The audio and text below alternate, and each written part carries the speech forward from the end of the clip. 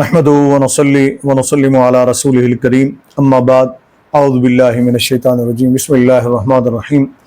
لقد رضي الله عن المؤمنين اذ يبايعونك تحت الشجرة فعلم ما في قلوبهم فانزل السكينة عليهم واصابهم فتحا قريبا ومغانم كثيرة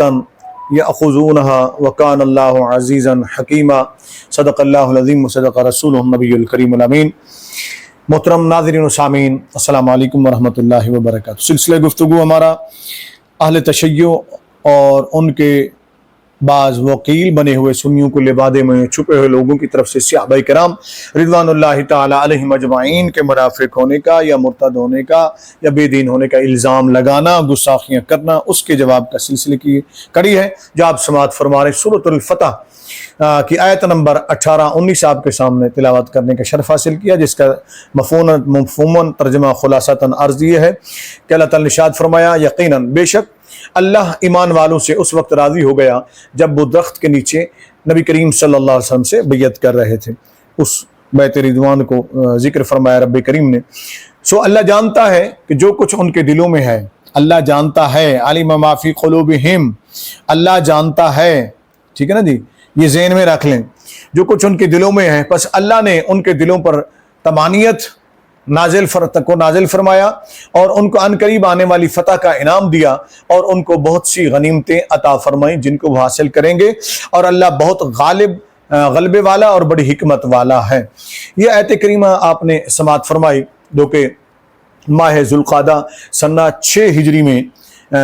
نبی کریم صلی اللہ علیہ وآلہ وسلم اپنی 1400 مخلص صحابہ کرام رضوان اللہ تعالی علیہم اجمعین کے ساتھ مدینہ منورہ سے مکہ المکرمہ عمرہ کرنے کی غرض سے روانہ ہوئے، اور راستے میں کفار نے آپ کو حدیبیہ کے مقام پر روک لیا، اور یہ بڑا مشہور واقعہ ہے، آپ سب نے سن چکے ہیں اور جانتے بھی ہیں، لیکن میں نے صرف اس کا اشارتاً آپ کو بتانا ہے کہ کتنے لوگ تھے۔ تو حضرت جابر بن عبداللہ رضی اللہ تعالیٰ عنہ ارشاد فرماتے ہیں، یہ آپ دیکھ سکتے ہیں صحیح مسلم کی جو حدیث نمبر ہے وہ 49-14،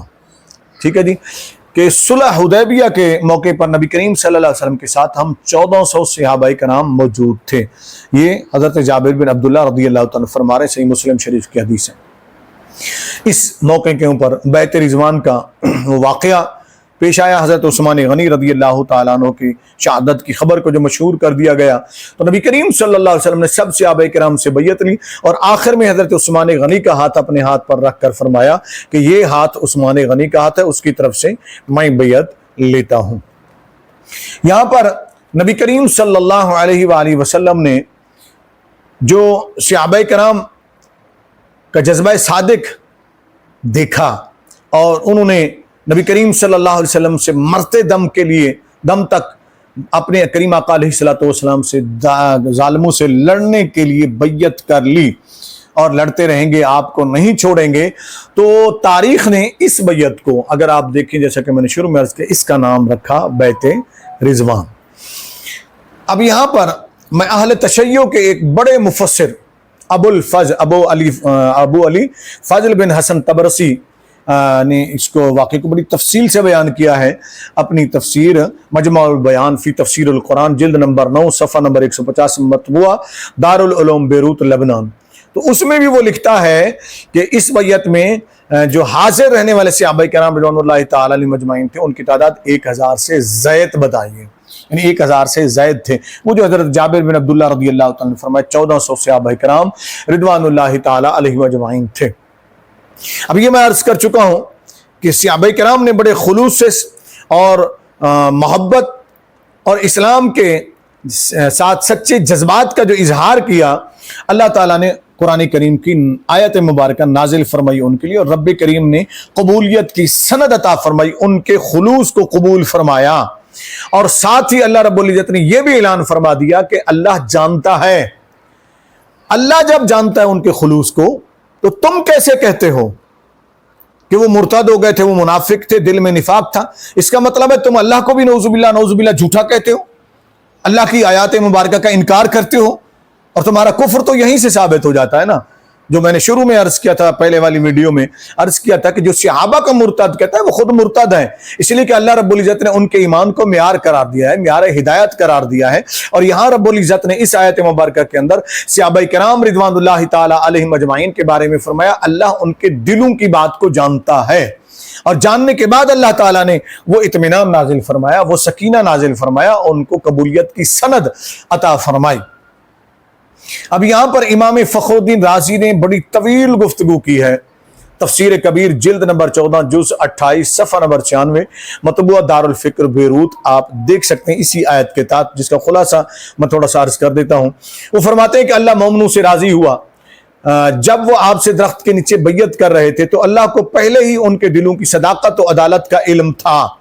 جس طرح اسے منافقوں کے دلوں کی بیماری یعنی نفاق کا علم تھا، بس اللہ رب العزت نے ان کے دلوں پر سکینہ نازل فرمایا، یعنی صحابہ کرام رضوان اللہ تعالی علیہم اجمعین کے، یہاں تک کہ انہوں نے موت پر بیعت کی۔ یہاں ایک لطیف معنی ہے، وہ یہ ہے کہ اللہ رب العزت نے اس آیت کریمہ میں پہلے فرمایا، یہ امام رازی کی عبارت کا خلاصہ میں پیش کر رہا ہوں۔ وہ فرماتے ہیں یہاں ایک لطیف نکتہ ہے کہ اس آیت کریمہ سے پہلے اللہ رب العزت نے ارشاد فرمایا جو اللہ اور اس کے رسول کی اطاعت کرے گا اللہ اسے جنت کے باغوں میں داخل فرمائے گا، یعنی اس سے پہلے والی آیت کا وہ ذکر کر رہے ہیں۔ اب وہ آگے لکھتے ہیں کہ اس میں اللہ عز و جل اور اس کے رسول صلی اللہ علیہ وسلم کی اطاعت کو دخول جنت کی علامت قرار دیا گیا، یعنی جنت میں داخل ہونے کی نشانی قرار دیا گیا ہے، علامت قرار دیا گیا ہے۔ اور اس آیت کی تفسیر کے اندر وہ بیان فرماتے ہیں کہ اس آیت میں بیان کیا گیا ہے بیت رضوان میں حاضر صحابہ کی جانب سے اللہ عز و جل اور اس کے رسول صلی اللہ علیہ وسلم کی اطاعت پائی گئی، اللہ عز و جل اور اس کے رسول صلی اللہ علیہ وسلم کی اطاعت پائی گئی۔ اللہ عز و جل کی اطاعت کی جانب لقد رضی اللہ عن المؤمنین سے اشارہ کیا گیا ہے، اور اطاعت رسول صلی اللہ علیہ وسلم کی جانب اذ یبایعونک تحت الشجرہ سے اشارہ کیا گیا ہے۔ اور جہاں تک بیت رضوان والوں کے جنتی ہونے کا تعلق ہے تو فرماتے ہیں اس کی جانب رضی اللہ عن المؤمنین سے اشارہ کیا گیا ہے، کیونکہ جنت میں داخلہ رضائے الہی کے بغیر ممکن نہیں۔ حضرت امام فخر الدین رازی رحمت اللہ تعالی علیہ کے اس تبصرے سے، اس تفسیر سے واضح ہوا کہ اہل بیت رضوان دین و ایمان میں نہایت مخلص، صادق اور عادل تھے۔ یہ تھے میرے نبی صلی اللہ علیہ وسلم کے صحابہ کرام رضوان اللہ تعالی علیہم اجمعین۔ اور اسی بات کو شیعوں کے بہت بڑے مفسر جن کا میں نے پہلے ذکر کیا ہے ابو علی فضل بن حسن طبرسی نے اسی آیت کریمہ کی تشریح کرتے ہوئے مجمع البیان فی تفسیر القرآن جلد نمبر 9 صفحہ 148 مطبوعہ دارالعلوم بیروت میں لکھا ہے، وہ لکھتا ہے کہ اس آیت کریمہ میں بیعت سے مراد بیعت حدیبیہ ہے، جسے اس آیت کی وجہ سے بیت رضوان بھی کہا جاتا ہے۔ مومنوں سے اللہ کے راضی ہونے کا معنی یہ ہے کہ اس نے مومنوں کو عزت، عظمت اور اجر و ثواب سے سرفراز کرنے کا ارادہ فرمایا۔ یہ مومن کون تھے؟ صحابہ کرام تھے رضوان اللہ تعالی علیہم اجمعین۔ تمہارا ہی بڑا مفسر لکھ رہا ہے کہ اللہ نے ان کو عزت، عظمت اور اجر و ثواب سے سرفراز فرمانے کا ارادہ فرمایا۔ اور اللہ کا ارادہ کیا ہے؟ انما اراد اللہ شیئا ان یقول له کن فیکون، وہ جب ارادہ فرماتا ہے تو فرماتا ہے ہو جا تو چیز ہو جاتی ہے۔ اب یہاں وہ آگے لکھتا ہے کہ اللہ رب العزت کی جانب سے اعلان و اخبار ہے کہ وہ مومنوں سے راضی ہو گئے، یعنی صحابہ کرام۔ اب جان بوجھ کر یہ صحابہ کا نام نہیں لے، صحابہ نہیں لکھ رہا، مومن لکھ رہا ہے، تو مومن بھی تو صحابہ ہی ہے نا رضوان اللہ تعالی علیہم اجمعین۔ راضی ہو گیا جس وقت انہوں نے مقام حدیبیہ میں ببول کے معروف درخت کے نیچے نبی کریم صلی اللہ علیہ وسلم سے دست مبارک پر بیعت کی، کیونکہ اللہ کو قتال و جہاد کے سلسلے میں ان کی نیت کے سچے ہونے کا علم تھا، ان کی نیت کے سچے ہونے کا علم تھا جو صحابہ کرام تھے۔ جب اللہ کو ان کی نیت کے سچے ہونے کی نیت کا علم تھا تو بد باطن اور پلید نیت والے کالے بوتھے والے، تجھے کیسے ان کی نیت خراب معلوم ہو گئی؟ جو اللہ ان کی نیت کو بہتر جانتا تھا تیرا بڑا لکھ رہا ہے اور قرآن کی روشنی میں ثابت کر رہا ہے، میں نے بھی قرآن کی روشنی میں ثابت کر دیا، تو پتہ یہ چلا کہ بد باطن تم ہو، نیتیں تمہاری خراب ہیں، مرتد تم ہوئے ہو، دین سے تم پھرے ہو، قرآن کا تم نے انکار کیا ہے، نہ کہ صحابہ کرام رضوان اللہ تعالی علیہم اجمعین منکر تھے۔ رب تو ان کی رضا، ان سے راضی ہونے کا اعلان فرما رہا ہے۔ آگے سنو کیا لکھتا ہے تمہارا بڑا شیعہ مفسر، وہ لکھ رہا ہے کہ یہ تفسیر مقاتل سے مروی ہے، اپنے بڑے کا حوالہ دے رہے ہیں، اور یہ بھی کہا گیا کہ مراد یہ ہے کہ اللہ عز و جل کو ان کے یقین، صبر اور وفا کا علم تھا۔ یہاں سے یہ بھی ثابت ہوا تمہارے ہی بڑے عالم کے تبصرے سے، تفسیر سے، کہ صحابہ کرام وفادار بھی تھے، صحابہ کرام انتہائی مخلص بھی تھے، صحابہ کرام عادل بھی تھے، اور صحابہ کرام کو اللہ عز و جل نے دنیا ہی میں اپنی رضا و خوشنودی کی سند دے دی۔ اب کیا کہیں گے آپ لوگ جو لوگ یہ کہتے ہیں کہ نبی کریم صلی اللہ علیہ وسلم کے بعد 6 یا 7 صحابہ کرام کے علاوہ باقی سارے صحابہ نعوذ باللہ مرتد ہو گئے؟ کس قدر یہ گھٹیا بات کرتے ہیں، غلیظ بات کرتے ہیں، اور کس طرح کی یہ غیر معقول بات کرتے ہیں۔ اب دیکھیں یہاں بہت سے علماء نے تشریحات کی ہیں، تو یہاں پر میں تھوڑا سا ایک بات عرض کر دوں کہ مرتد کا کوئی عمل مقبول نہیں ہوتا ہے، مرتد کا کوئی بھی عمل مقبول نہیں ہوتا۔ رب کریم نے قرآن کریم کی سورۃ مائدہ آیت نمبر 218 یہ آپ پڑھ لیجئے گا، اللہ رب العزت نے اس کے اندر فرمایا کہ خلاصہ میں عرض کر دیتا ہوں چونکہ ویڈیو طویل ہو جائے گی، اور تم میں سے جو شخص اپنے دین سے مرتد ہو گیا اور وہ حالت کفر میں مر گیا، وَمَن يَرْتَدِدْ مِنْكُمْ عَنْ دِينِهِ، یہ آیت مکمل پڑھ لیجئے گا اور اس کو سمجھیے گا۔ مر گئے تو مرتد ہو کر حالت کفر میں مر گیا تو ان لوگوں کے نیک اعمال دنیا اور آخرت میں ضائع ہو گئے، اور وہ لوگ جہنمی ہیں جس میں وہ ہمیشہ رہیں گے۔ اب جو شخص جس کی موت کفر کی حالت میں ہوئی، ارتداد پر ہوئی، اس سے اللہ تعالیٰ راضی نہیں ہو سکتا ہے، کیونکہ اللہ تعالیٰ علام الغیوب ہے، غیبوں کا جاننے والا ہے، اور وہ اسی شخص کی نیکی کو قبول کرتا ہے اور اسی سے راضی ہوتا ہے جس کا خاتمہ ایمان پر ہو۔ یہ تو ہمارا حال ہے کہ ہم آج کسی اچھے کام سے خوش ہو جاتے ہیں، کسی سے کوئی اچھا کام دیکھتے ہیں اس سے خوش ہو جاتے ہیں، اگر اس کے اندر کوئی غلطی دیکھتے ہیں تو پھر اس سے ناراض ہو جاتے ہیں۔ اللہ رب العزت علیم و خبیر ہے، وہ حال بھی جانتا ہے اور معال بھی جانتا ہے، یعنی انجام، مال نہیں معال، یعنی معال انجام کو بھی اللہ رب العزت جاننے والا ہے۔ وہ اسی شخص سے راضی ہوگا جس کا خاتمہ ایمان پر ہو۔ لہذا جن صحابہ کرام رضوان اللہ تعالی علیہم کی زندگی میں اللہ عز و جل نے ان سے راضی ہونے کا اعلان کر دیا، در حقیقت یہ اس بات کا اعلان ہے کہ ان کا خاتمہ ایمان پر ہوگا۔ اب ان 1400 صحابہ کرام رضوان اللہ تعالی علیہم اجمعین جنہوں نے بیعت کی تھی بیعت رضوان، جو اس آیت کا مصداق ہے، اس میں حضرت ابوبکر صدیق بھی ہیں، اس میں حضرت عمر فاروق بھی ہیں، اس میں حضرت عثمان غنی بھی ہیں، دیگر صحابہ کرام رضوان اللہ تعالی علیہم اجمعین بھی ہیں، جن سے ان تینوں کا ایمان بھی ثابت ہو گیا، خلوص بھی ثابت ہو گیا، وفائے رسول صلی اللہ علیہ وسلم بھی ثابت ہو گئی، ان کا عادل ہونا بھی ثابت ہو گیا، قرآن کی روشنی میں بھی اور تمہارے بڑوں کی تفاسیر کی روشنی کے اندر بھی۔ اس طرح 1400 صحابہ کرام رضوان اللہ تعالی علیہم اجمعین کا اسلام اور ایمان پر قائم رہنا بھی ثابت ہو گیا۔ یہ کتنی بڑی جسارت کرتے ہیں یہ لوگ کہ بلکہ کیسی، میں اس کو کہوں نا، کتنی غلیظ اور گندی سوچ ہے ان لوگوں کی کہ حضرت ابوبکر صدیق، حضرت عمر فاروق رضی اللہ تعالیٰ عنہما اور حضرت سیدنا عثمان غنی رضی اللہ تعالیٰ اور تمام اہل بیت اطہار اہل بیت جو بیت میں تھے 1400 صحابہ کرام رضوان اللہ تعالیٰ علیہم اجمعین، جملہ صحابہ کرام میں یہ بارے میں یہ بکواس کی جائے، یہ کہا جائے کہ نعوذ باللہ نبی کریم صلی اللہ علیہ وسلم کے وصال اقدس کے بعد سوائے 7 صحابہ کرام کے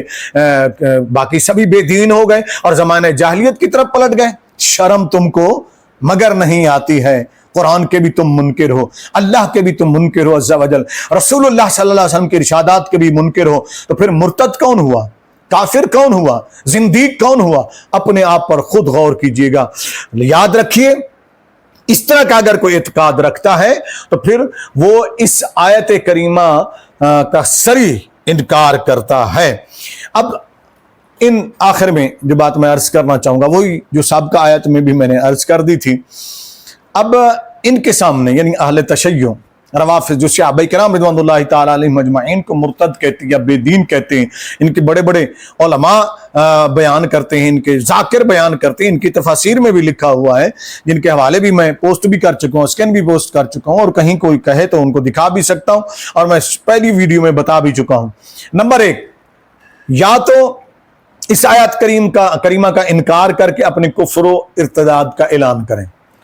آپ کہیں کہ ہم قرآن کو نہیں مانتے، قرآن کی اس آیت کو نہیں مانتے، تو پھر واضح ہو جائے گا دنیا کے سامنے کہ تم کافر ہو، مرتد ہو، تم قرآن کو نہیں مانتے ہو.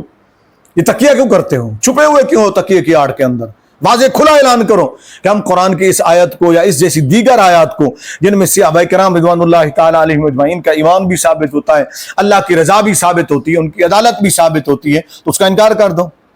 نمبر 2، یا پھر یوں کرو کہ اللہ عز و جل کہ علام الغیوب ہونے، عالم الغیب ہونے کے، علام الغیوب ہونے کا انکار کر کے اپنی گندی اور بدبودار زبان سے ان ناپاک جملوں کا اظہار کرو کہ اللہ عز و جل نے لا علمی میں اہل بیت رضوان، اہل بیت جو بیت رضوان والے تھے، اہل بیت رضوان سے راضی ہونے کا اعلان کیا، اللہ کو علم نہیں تھا، نعوذ باللہ. یہ اعلان کرو نا تم. 2 صورتیں یہ ہیں تمہارے سامنے. اب یہ آگے اسی کا ہی صحیح ہے کہ اسے تو پتہ ہی نہیں تھا، یعنی اللہ کو تو پتہ ہی نہیں تھا کہ وہ لوگ بعد میں امیر المومنین حضرت مولا علی کرم اللہ وجہہ الکریم کا حق غصب کر کے کافر اور مرتد ہونے والے ہیں، نعوذ باللہ معاذ اللہ. شرم نہیں آتی تمہیں ایسی باتیں کرتے ہوئے؟ کرو نا اعلان پھر کہ اللہ رب العزت کو نعوذ باللہ اس کا علم نہیں تھا، اس نے ان کو خامخواہ راضی ہونے کا سرٹیفکیٹ دے دیا، ان کے دلوں کو جاننے کا سرٹیفکیٹ دے دیا، ان کے اوپر سکینہ نازل کر دے. قرآن کی آیت کا انکار کرو، پھر اللہ کے اوپر بھی الزام دھرو. تیسری صورت یہ ہے تمہارے سامنے، یا پھر صحابہ کرام رضوان اللہ تعالی علیہم اجمعین سے تم بھی راضی ہو جاؤ، ان کی عظمتوں کو تسلیم کر لو، اپنے دلوں سے ان کا بغض و حسد نکال دو، سچے دل سے ان کی عظمت، شان، مقام، مرتبے کا اعتراف کرو، اور اللہ عز و جل نے جو اپنی رضامندی ظاہر فرما کر ان حضرات کے مقدس سروں پر کرامت و بزرگی کا جو تاج رکھا ہے اس کے سامنے سر تسلیم خم کر دو. اسی میں تمہاری نجات ہے، اسی میں بھلائی ہے. اسی میں آخر میں پیغام دینا چاہوں گا شمس الرحمان مشہدی صاحب کو، یاسین قادری صاحب کو، اسی میں پیغام دینا چاہوں گا میں ظہور فیضی صاحب کو، اسی میں پیغام دینا چاہوں گا میں پنڈی کے لوگوں کو اور دیگر لوگوں کو. کیا حضرت ابو سفیان صحابی نہیں ہے؟ کیا حضرت امیر معاویہ صحابی نہیں ہے؟ دیگر صحابہ کرام نہیں ہیں؟ کہ تم کس راستے پر چل پڑے ہو کہ صحابہ کرام رضوان اللہ تعالی علیہم اجمعین سے بغض رکھنے لگے ہو؟ اور آہستہ آہستہ امام نسائی رحمۃ اللہ علیہ کے بقول جو انہوں نے فرمایا تہذیب الکمال کے اندر ان سے نقل کیا گیا، وہ فرماتے ہیں کہ امیر معاویہ دروازہ ہیں، جو اس کو کراس کرتا ہے، توڑتا ہے، تو پھر وہ ایک ایسا گھر ہے جو اس کو توڑ دیتا ہے، تو پھر باقی صحابہ کرام رضوان اللہ تعالی علیہم اجمعین پر بھی زبان درازی کرنے میں دلیر ہو جاتا ہے. اور تمہاری حرکتوں سے یہ واضح ہو رہا ہے، کئی جگہ میں نے تمہارے کمنٹس بھی دیکھے، تمہاری ایسی زبان، تمہاری ایسی غلیظ گفتگو بھی سنی ہے میں نے کہ جس میں تم خلفائے راشدین میں سے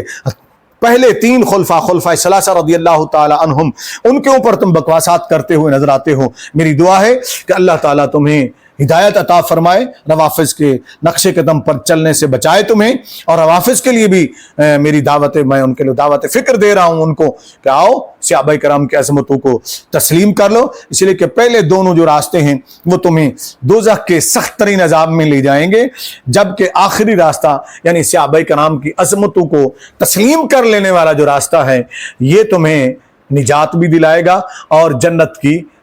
دائمی نعمتوں سے بھی تمہیں سرفراز فرمائے گا. اللہ رب العزت ہمیں جملہ صحابہ کرام، جملہ ازواج مطہرات، جملہ اہل بیت اطہار رضوان اللہ تعالی علیہم اجمعین کا ادب و احترام کرنے کی توفیق عطا فرمائے، ان کی غلامی میں زندہ رکھے، انہی کی غلامی میں موت عطا فرمائے اور انہی کے غلاموں میں ہمارا حشر فرمائے. آمین.